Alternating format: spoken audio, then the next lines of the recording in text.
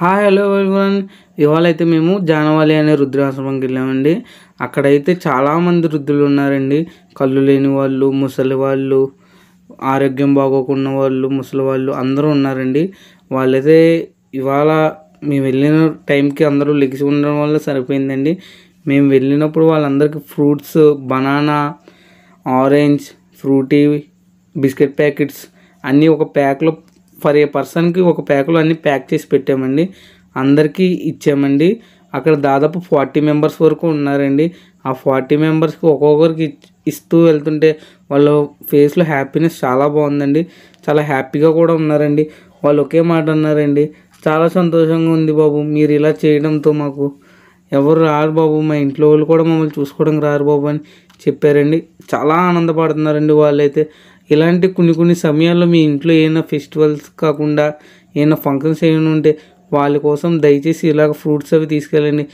ఖర్చులు ఎక్కువ చేస్తుంటాం, బయట బిర్యానీస్ అని, బర్త్డే పార్టీస్ అని చాలా చేస్తుంటాం.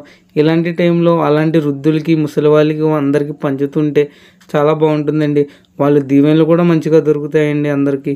ఇప్పుడు మనం చేసే పనులే మీ పిల్లలకి అందరికీ తగులుతాయండి దీవెనలు. ఇప్పుడు ఇలా చూడండి వాళ్ళు ఎంత అలా ఉన్నారంటే వాళ్ళకి ఇచ్చింది సంతోషంగా తీసుకొని ధన్యవాదాలు బాబు, ధన్యవాదాలు బాబు అని చెప్తూనే ఉన్నారండి.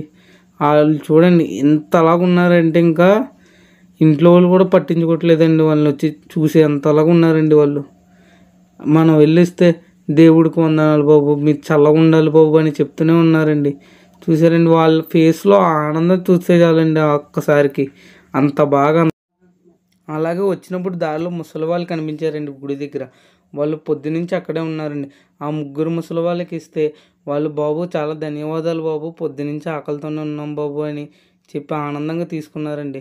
మాకెవరు లేరు బాబు, మీరే వచ్చారు బాబు, ఆనందంగా పెడుతున్నారు బాబు, చల్లగా ఉండాలి బాబు మీరు అని చెప్పారండి. వాళ్ళైతే చాలా ఆనందపడ్డారండి. అలాగే వాళ్ళ ఫ్రెండ్స్ ఎవరు అక్కడ ఉన్నారంటండి, వాళ్ళు కూడా ఇమ్మని అడిగారండి.